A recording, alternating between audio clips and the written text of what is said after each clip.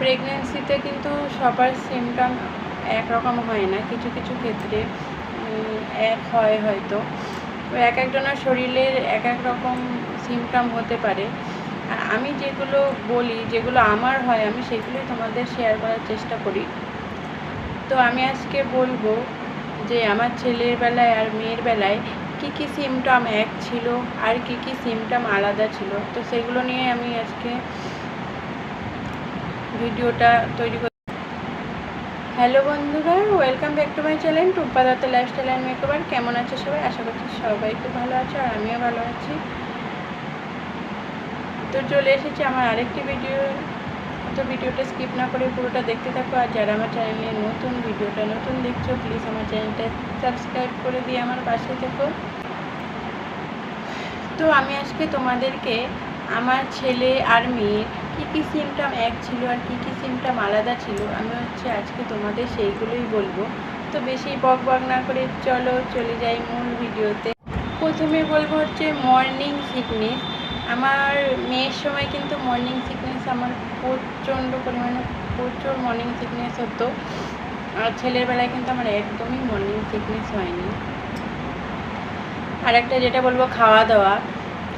মেয়ের বেলায় খাওয়া দাওয়া তো দূরের কথা, খাবারের নাম শুনলে পর্যন্ত আমার গা গোলাতো, বমি আসতো, কিছু তো খেতে পারতামই না।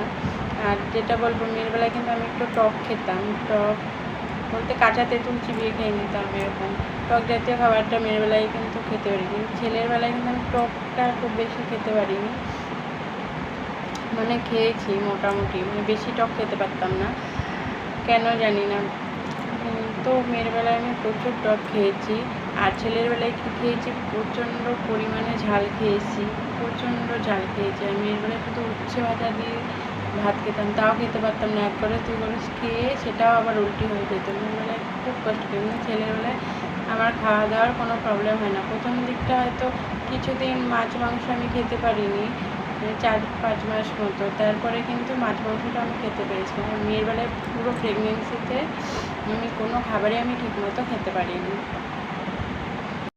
আর একটা যেটা বলবো, আমি কিন্তু মেয়ের বেলায় একটু রোগা হয়ে গেছিলাম, গলা টলার একটু রোগা হয়ে গেছিলাম। আমি ছেলেবেলায় কিন্তু চেহারাটা ভাঙিনি, যেরকম আমি ছিলাম সেরকম। আমি মোটাও হয়ে যাইনি ছেলের বেলায়, আবার রোগাও হয়ে যায়নি, একই ছিলাম।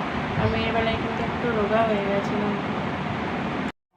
আর হেয়ার যেটা বলবো, হেয়ার কিন্তু আমার মেয়ের বেলায়ও যেরকম হয়েছিল আমার ছেলের বেলায়ও সেরকমই হয়েছে। আমার মেয়ের বেলায়ও চুলটা খুব সুন্দর হয়ে গেছিলো। মেয়ের সময় তো আমার চুলটা ছোটো ছোটো ছিল, তখন প্রেগনেন্সিতে আমার চুলটা অনেকটা লম্বা হয়ে গেছিলো। মেয়ের চুলটা বেশ সুন্দর হয়ে গেছিলো মেয়ের প্রেগনেন্সি। আর ছেলের প্রেগনেন্সিতেও তাই হয়েছে। ছেলের প্রেগনেন্সির সময় চুলটা লম্বা ছিল যতটা, তার থেকে আরও বেশি লম্বা হয়ে গেছে, সুন্দর চুল পড়া বন্ধ হয়ে গেছে। তো চুল পড়া চুল দেখে কিন্তু এটা কোনো ম্যাটার করে না, এটা হরমোন চেঞ্জের কারণে তখন চুল পড়াটা বন্ধ হয়েছে। চুলটা প্রেগনেন্সিতে সব মায়েদের চুলটা কিন্তু খুব সুন্দর হয়, সেটা ছেলে হোক আর মেয়ে হোক। আমার ছেলে মেয়ে দুজনের বেলায় কিন্তু চুলটা খুব সুন্দর হয়ে গেছে। আমি আরেকটা জিনিস লক্ষ্য করেছিলাম, ছেলেবেলায় কিন্তু আমার স্কিনটা প্লেস গ্লো করতো। আমি কিছু ইউজ করি না স্কিনের জন্য, আমি কোনো কিছুই আমি যত্ন করি না। কিন্তু আমার ছেলে যখন পেটে ছিল তখন কিন্তু স্কিনটা প্লেস চকচক করতো। মেয়ের বেলায় কিন্তু সেটা করেনি। মেয়ের বেলায় মুখে টুকে গোটা উঠে গেছে, তারপরে মুখের এগুলোতে না কীরকম ঘা হয়ে গেছে, সে কীরকম অবস্থা হয়ে গেছিলো। ছেলের বেলায় কিন্তু মুখটা খুব সুন্দর ছিল।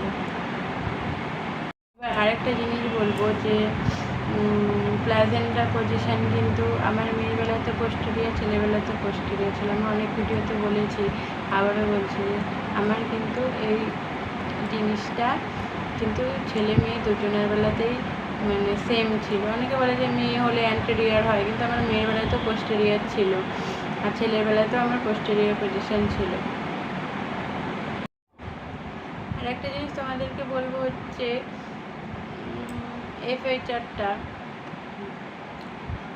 FHR কিন্তু আমার মেয়ের বেলাতেও বেশি ছিল, আর ছেলেবেলাতেও বেশি ছিল। আমার কিন্তু সব রিপোর্টসের ভিডিও দেওয়া আছে, তোমরা চাইলে আমার চ্যানেলে গিয়ে দেখে আসতে পারো।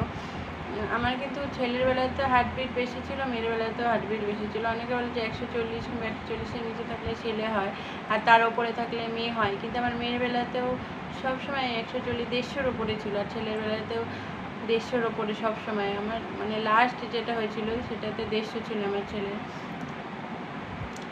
তো হার্টবিট থেকে কিন্তু বোঝা যায় না যে ছেলে হবে না মেয়ে হবে। আমার কিন্তু ছেলে মেয়ে দুজনের বেলায় বেশি বেশি হার্টবিট ছিল। আর একটা হচ্ছে এই যে ওপর থেকে নিচ পর্যন্ত যে একটা সোজা লাইন যায়, ওই লাইনটা কিন্তু আমার মেয়ের বেলায় হয়নি, কিন্তু আমার ছেলের বেলায় কিন্তু মানে মানে ওই যে কালো মতো সবার দেখবে ডিপ কালো রঙের পরে, আমার ওটা হয়নি। আর ছেলের বেলাতেও হয়নি, মেয়ের বেলাতেও কিন্তু আমার ডার্ক লাইনটা পড়েনি, কিন্তু হালকা একটু পশম, ছেলের বেলাতে হালকা একটু পশম দিয়ে হালকা একটু মানে বোঝা যায় না সেরকম, না আমিই বুঝতে পারতাম। আমি যদি কাউকে দেখাবো তারা কিন্তু বুঝতে পারতো না, আমি বুঝতে পারতাম যে হালকা একটু লাইন ক্রিয়েট হয়েছে ছেলের সময়, সেটা মেয়ের বেলায় তো হয়নি। আমি ওই জন্যই বলি যে আমার ছেলের বেলায় তো হয়নি, মেয়ের বেলাতেও হয়নি। আমি কেউ দেখলে বুঝতে পারবে না, আমি মানে আইডিয়া করে মানে অনেক আমি নিজে বুঝতে পারতাম, কাউকে মানে বোঝাতে পারতাম না এরকম। মানে সবার যেরকম পুরো ডিপ কালো রঙের পরে না, আমার ওটা হয়ই। আর একটা জিনিস দেখবে আমার মেয়ের বেলায় কী হয়েছে, আমার হাজব্যান্ড কিন্তু মানে অনেকটা ওয়েট গেইন করেছিল, ওই গোলুমুলু টাইপের হয়ে গেছিলো আমার মেয়ের বেলায়। আমার হাজব্যান্ড চেয়ারা ভারী হয়ে গেছিলো আগের থেকে অনেক। আর কিন্তু ছেলেবেলায় কিন্তু আমার হাজব্যান্ড রোগা হয়ে গেছিলো, দিয়ে আমি অনেক ভিডিওতে দেখেছি এরকম হাজব্যান্ড রোগা হলে নাকি ছেলে হতে পারে। তো আমি তখন মানে মনে হতো এসব আবার হয় নাকি, কিন্তু আমার সঙ্গে মিলেছে এটা। আমার হাজব্যান্ড কিন্তু ছেলের সময় রোগা হয়ে গেছিলো, আর মেয়ের সময় কিন্তু মানে হেলদি হয়ে গেছিলো। এটা আমার সঙ্গে মিলেছে, জানি না কার কার সঙ্গে মিলেছে। যাদের সঙ্গে মিলেছে প্লিজ আমার কমেন্ট বক্সে এসে কমেন্ট করে দিও। আর একটা জিনিস, আমার মেয়ে যখন প্রেগনেন্সি ছিল মানে সারাদিন উল্টি হতো, সারাদিন মানে জলটা খেলে জলটা পর্যন্ত বেরিয়ে যেত, আর খিদেও পেত না। আর আমার ছেলের সময় না প্রচুর খিদে পেত, শুধু মানে খাচ্ছি আর মানে যেন আবার খিদে পাচ্ছে, খাচ্ছি আবার মনে হয় না আবার খিদে সে দিয়ে না। আমার বর মাঝে মাঝে আমার মুখের দিকে দেখে দেখো কী হচ্ছে, মানে এখনই খাচ্ছে আবার খিদে পেয়ে যাচ্ছে। আমি বলছি হ্যাঁ, আমার খিদে পেলে আমি কী করবো, আমি খাই আবার খিদে পাই, খাই আবার খিদে পাই। আমার কিন্তু ছেলের সময় এরকম হয়েছে, কিন্তু মেয়ের বেলায় আমি কিচ্ছু খেতে পারিনি, জলটা খেলেও জলটা উল্টে হয়ে যেত। মানে ও আমার মেয়ের বেলায় কী হয়েছে, যতদিন আমি প্রেগনেন্ট ছিলাম প্রথম থেকে শেষ পর্যন্ত ততদিনই আমার বমি হচ্ছে। ইভেন হাসপাতালে ভর্তি হয়ে পর্যন্ত আমার মানে ডেলিভারির জন্য আমি ভর্তি হয়েছি, তখনও বমি হয়েছে, এমন অবস্থা। আমার ছেলের বেলায় হয়েছে মাঝে মাঝে, প্রেগনেন্সিতে উল্টি হয়, খুবই কম হয়েছে মেয়ের তুলনায়, মানে ছেলের সময় খুবই কম উল্টি হয়েছে আমার হয়।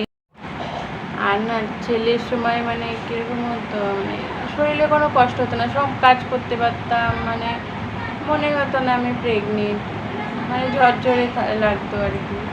আর মেয়ের বেলায় যেহেতু খেতে পারতাম না, শরীরটা সবসময় উইক ছিল, মাথা ঘোরাতো, কীরকম জানি লাগতো শরীরটা। আর ছেলের সময় কিন্তু আমি বাড়ির A to Z সমস্ত কাজ আমি নিজে একা করতাম, রান্নাবান্না ঘরের কাজ সব আমি একা একাই করতাম। আর আমার বরের কাজেও আমি হেল্প করতাম, মানে তখন কাজ করতে কোনো কষ্টই হতো না।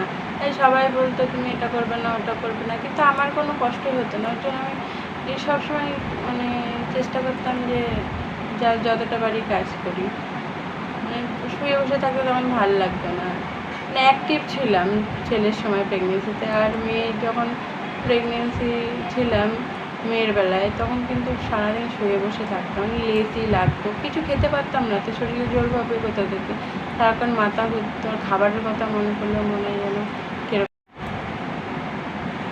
তো আরেকটা সিমটাম হচ্ছে যে মেয়ের বেলায় আমি স্বপ্ন দেখতাম উচ্ছে বাঁধাকপি, উচ্ছে তুলছি জমি থেকে, বাঁধাকপি বাতাবি লেবু এসব স্বপ্ন দেখেছি। সবাই বলে নাকি যে ফলের অনেকগুলো বীজ থাকে সেগুলো স্বপ্ন দেখলে নাকি মেয়ে হয়। আমি কিন্তু ওই যে উচ্ছে দেখো, উচ্ছের কিন্তু অনেক বীজ থাকে, তারপরে